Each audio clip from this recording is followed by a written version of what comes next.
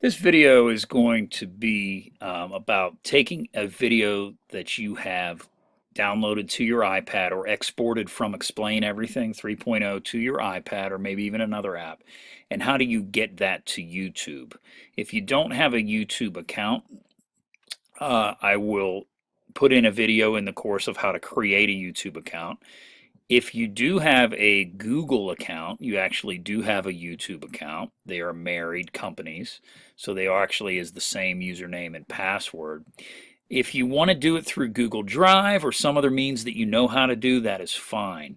But this is for like a beginner who maybe has never exported a video. Why do you need to get it to YouTube is usually because it's too big to email. That's usually the problem. And when you send it to a place like YouTube, I have tons and tons of videos on there. And I have many of them marked private so that they can't be seen by other people or unlisted. And I'm going to talk about that and what that means. But think about sending it to my 80-year-old father. Well, if he has an internet connection, he can view videos on YouTube. That's usually the reason I do use that. So if I click into my photos here, I already have created the video. And remember, it's in the albums where the videos are. So I'm going to click videos, and there's my 50-second lesson right there. And I can click into that lesson and make it big and get the share button from there, or I can hit select up here. And that allows me to select that video one time. And then the share button appears, okay? And again, this is a good way to actually clear a bunch of stuff off your iPad. Like you see all these videos of my daughters. I could select several of them and trash them if I wanted to, but I just don't have the heart to do that for some reason. So here's the share button. I'm going to click that right there. And here are my options. If you want to try to email me your video, if it's short enough, that's fine, and that will put it directly into email. Or since I have the YouTube app installed, which is a free app on the iPad, and I'm already logged into my YouTube account, I can click that. And from here, you give your video a title, a description, mine's just a test.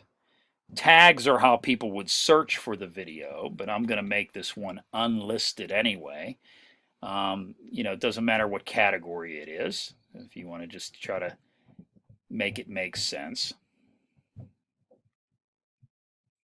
And now let's talk about it. This tells me that I'm into my account here. These three options here, unlisted is my favorite one to use. Stay away from private. Private is going from YouTube account to YouTube account. If you know somebody with a YouTube account, you can send them something privately. But other than that, if you try to send it to somebody who doesn't have a YouTube account, they can't view this. So private sounds nice, but actually unlisted is very secure because people need the link to the video to view it, or the video needs to be embedded by you and linked into an online course, which is how I do my videos into the Moodle online courses that you're taking. Public means anybody can find it. If they just put in a search box and your title or a tag is there, they'll find it. Unlisted, they're not going to see that on a random search. They're going to actually need the link or need to see it embedded somewhere by you to view it. As soon as I click publish, it's going to process the video, and however long the video is, that will depend on how long this takes. YouTube itself has gotten very, very fast in doing this, and has gotten a lot better over just the last couple years. Technology's come a long way. So as soon as you click publish, it's going to start processing your video.